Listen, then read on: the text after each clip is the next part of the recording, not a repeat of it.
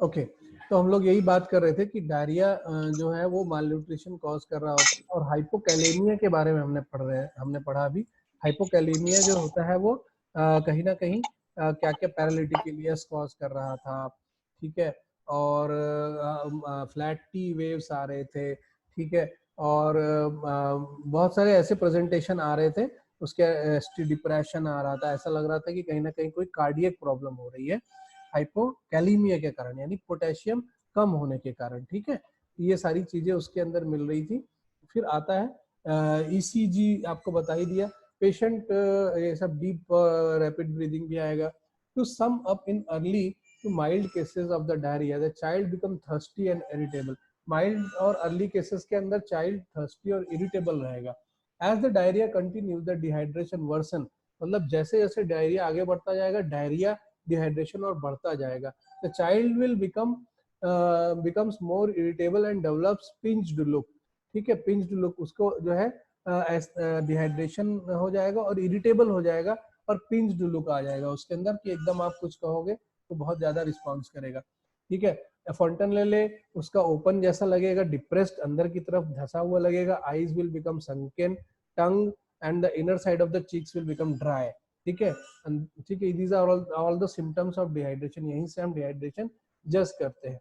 abdomen may become distended due to hypokalemia, अभी आपने पढ़ा। the child passes urine at longer intervals as acidosis worsen, the breathing becomes deep and rapid, जैसा अभी इन्होंने बताया कि डीप और रैपिड जो है वो कैसी उसकी ब्रीदिंग हो जाती है, ठीक है।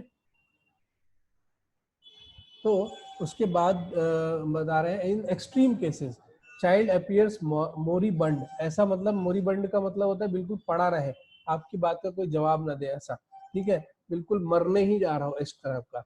The piles will appears to be weak, thready, blood pressure falls, the quantity of urine passed is markedly reduced, बहुत कम हो जाएगा। Children with severe dehydration may succumb rapidly and if they are not properly treated, मतलब उन्होंने कहा अगर properly treat नहीं करोगे तो वो फिर कहीं ना कहीं उनको बहुत ज्यादा प्रॉब्लम हो सकती है। The large majority of acute diarrhoeal episode can be manage effectively even in absence of laboratory investigation. मैंने कहा भाई लेबोरेटरी इन्वेस्टिगेशन के ना होने पर भी ये जो है डायरिया के एपिसोड ट्रीट हो सकते हैं, और क्योंकि बहुत ज्यादा रोल नहीं है, क्लिनिकल सिम्टम्स बहुत ज्यादा इसमें फायदेमंद रहते हैं, ठीक है। तो कैसे क्या क्या इसके अंदर इन्वेस्टिगेशन करने भी है। जो इसका फीकल ल्यूकोसाइट काउंट होगा उसके अंदर मोर देन 10 एचपीएफ है ना। एचपीएफ मतलब ल्यूकोसाइट्स मिलेंगे इसके अंदर उसकी फिल्म में डायरिया की, है ना। इन्वेजिव डायरिया जो है, ऐसी डायरिया के अंदर एंटीबायोटिक थेरेपी हमको लेना चाहिए। However the majority problem is low specific,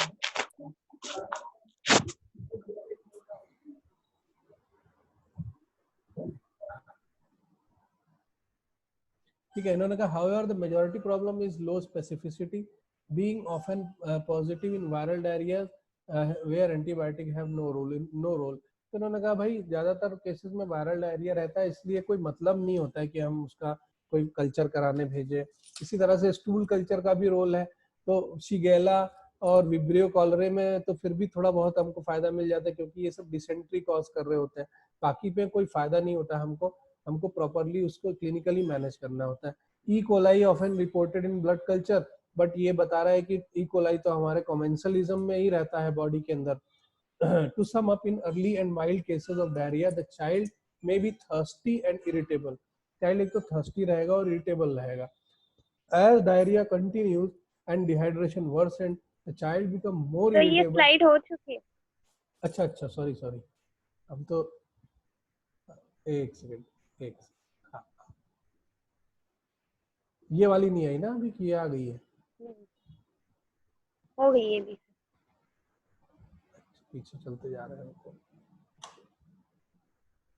हाँ देखो, blood gas estimation and serum electrolyte renal function test are not routinely indicated. उन्होंने कहा भाई ब्लड गैस एस्टिमेशन और सीरम इलेक्ट्रोलाइट्स और रीनल फंक्शन टेस्ट ये सब जो है इनका कोई फायदा नहीं होता है, और हाँ हम लेते हैं।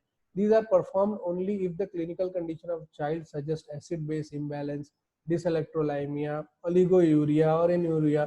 मतलब हमको ऐसी चीजें बहुत फोकस्ड होके मिल रही हो, जैसे एसिड बैलेंस है, इलेक्ट्रोलाइट बैलेंस कम हो गया हो, ओलिगोयूरिया हो गया, यूरिन ही ना आ रहा हो।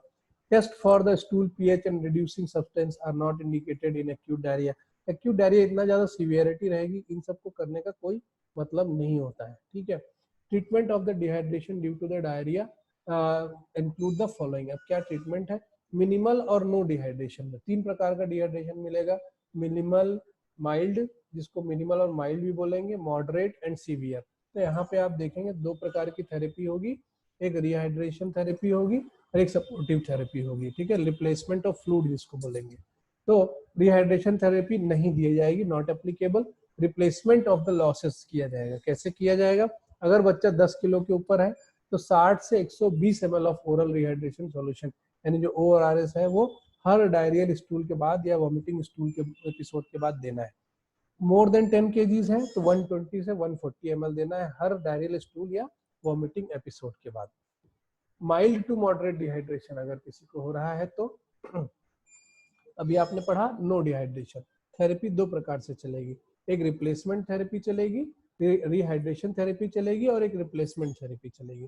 रिहाइड्रेशन में हमको उसको जल्दी से रिहाइड्रेट करना है और रिप्लेसमेंट में जो फ्लूइड लॉस हुआ है उसको बराबर करना है। अब रिहाइड्रेशन थेरेपी के अंदर ORS हम दे रहे हैं 50 से 100 ml पर kg in first 3 to 4 hour, ठीक है, पहले 3 से 4 घंटे में।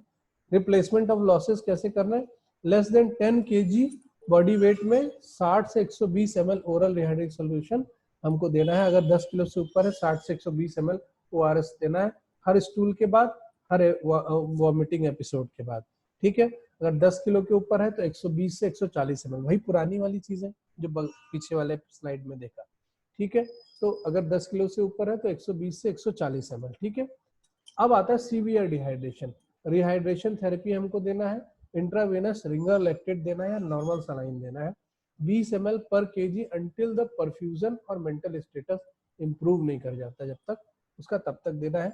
फॉलोड बाय 100 ml पर kg ORS solution, oral rehydration solution over 4 hours, या फिर 5% डेक्सट्रोज देना है उसको twice the maintenance fluid rate. मतलब इन्होंने कहा कि वो तो 20 ml पर kg पहले 3 से 4 घंटे में देना ही है जब तक उसका मेंटल स्टेटस और उसका परफ्यूजन पूरा नहीं हो जाता। उसके बाद 100 ml पर kg उसको ORS देना है 4 घंटे तक, ठीक है। ये भी बात बोला। तो 5% डेक्सट्रोज भी दे सकते हैं जो है ट्वाइस उसमें, यानी 40 ml पर kg के हिसाब से, ठीक है। रिप्लेसमेंट ऑफ लॉसेस, ये किस में पढ़ रहे हैं हम, सीवियर डिहाइड्रेशन, याद रखिएगा। अगर लेस देन 10 kg है तो 60 to 120 ml ORS देना है हर डायरियल स्टूल के बाद। अगर 10 kg से ज्यादा है तो 120-140 देना है ml किसके, हर डायरियल या वॉमिटिंग एपिसोड के बाद। अगर अनेबल टू ड्रिंक है, बच्चा ले नहीं पा रहा है तो नेजोगैस्ट्रिक ट्यूब के साथ दे सकते हैं इंट्रावेनसली, या फिर इंट्रावेनसली दीजिए, ठीक है। एडमिनिस्ट्रेशन ऑफ 5% डेक्सट्रोज, क्या इंट्रावेनसली ORS नहीं देना है ना, 5% ऑफ डेक्सट्रोज देना है, कितना, 20 मिली इक्विवेलेंट पर लीटर के हिसाब से ये ऐसा देना है। 1/4 ऑफ नॉर्मल सेलाइन जैसे हम दे रहे थे उस हिसाब से देना है, ठीक है। ORT ओरल रिहाइड्रेशन थेरेपी क्या होती है, यानी वही जो हमको रिप्लेसमेंट में देनी है। ORT is the giving of fluid by mouth to prevent and or correct the dehydration which has resulted from diarrhea. As soon as the diarrhea begins, the treatment using home remedies to prevent dehydration must be started. जैसे ही diarrhoea ठीक हो जाता है तो हमको घर के fruits देना शुरू कर देना चाहिए, ठीक है, जैसे ही उसका डिहाइड्रेशन ठीक हो जाता है ना। If the adults or the children have not been given extra drink, or if in spite of this dehydration does occur, they must be treated with special drink जिसका नाम है ORS, ठीक है। अगर वो वहां का नहीं ले रहे, ये ORS का कंटेंट है ना, और लो ऑस्मोलर ORS है, मतलब कि उसकी ऑस्मोलरिटी लो कर दी गई है जिससे वो जो कंसंट्रेशन ग्रेडियंट है वो मेंटेन रहे, ठीक। तो ये आप देख सकते हैं ORS में 2.6 ग्राम पर litre, 1.5 sodium chloride 2.6, potassium chloride 1.5, glucose 13.5, trisodium citrate 2.9, ये सारी चीजें ORS के अंदर डाली गई हैं और ये उसका मिली इक्विवेलेंट है, मिली मोल पर लीटर के हिसाब से, ठीक। The amount of rehydration that is needed depends upon the size of individual and the degree of dehydration। मतलब वो जो रिहाइड्रेशन आप करने जा रहे हैं वो डिपेंड करता है साइज कैसा है आदमी का, वेट कितना है, आपने देखा ही है, और कितना डिहाइड्रेशन हुआ है, माइल्ड है, मॉडरेट है कि सीवियर है। Dehydration is generally adequate and when the person no longer feels thirsty has a normal urine output. ठीक है, जब रिहाइड्रेशन इज जनरली एडिक्वेट, पहले तो उसको जब प्यास लगने जब उसको प्यास लगना बंद हो जाए और हैज नॉर्मल यूरिन आउटपुट, तो आप समझ लीजिए वो रिहाइड्रेट हो गया है। Rough guide to the amount of ORS solution needed in the first 4 to 6 hour of the treatment for mild dehydrated patient. उनका भाई जो है वो ये रफ गाइड एक जरूरत पड़ती, जैसा आपने नो डिहाइड्रेशन में पढ़ा है, उस हिसाब से हमको हर उसके बाद देना चाहिए। तो उन्होंने क्या मतलब इन्होंने अभी मतलब आगे जो हम स्लाइड देखेंगे उसके अंदर एक मोटा माटी गाइड उन्होंने बताया है कि पहले 4 से 6 घंटे के अंदर उसको हमको कैसे ORS देना चाहिए। तो ये एक पूरा आप देख रहे हैं कि इस हिसाब से देना चाहिए। अगर 5 किलो का है तो 200 से 400 ml, और अगर 5 से 10 किलो का है तो 400 से 600 ml पहले 4-6 घंटे के अंदर। ठीक है, तो ये पूरा आप देख रहे हैं। ठीक है, अगर 40 से प्लस आए तो 2000 से 2 लीटर से 4 लीटर दे सकते हैं, पर रिहाइड्रेशन अलग होता है, फ्लूइड रिप्लेसमेंट अलग होता है, इसको आप ध्यान रखेंगे। ठीक है, तो इसी के साथ थैंक यू। और ये आपका खत्म होता है डायरिया, और बहुत इंपॉर्टेंट है, बहुत जबरदस्त चीज है। इसमें आपको एक चीज ध्यान रखना है कि डिहाइड्रेशन को कैसे एसेस करेंगे। ठीक, आप लोगों का ये होमवर्क दे देता हूं मैं कि आप डिहाइड्रेशन को कैसे एसेस करेंगे, ये आप पढ़ के आइएगा। ठीक है, ओके।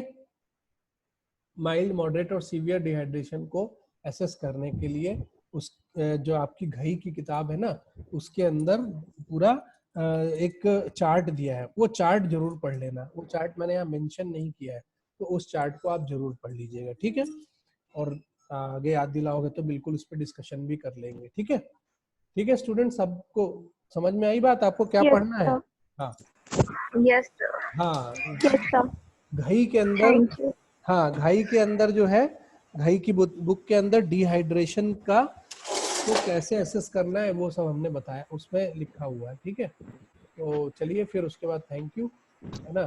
अब मैं बंद कर रहा हूँ, आप अटेंडेंस भिजवा देना सब लोग। Thank you sir. Thank thank you. You sir.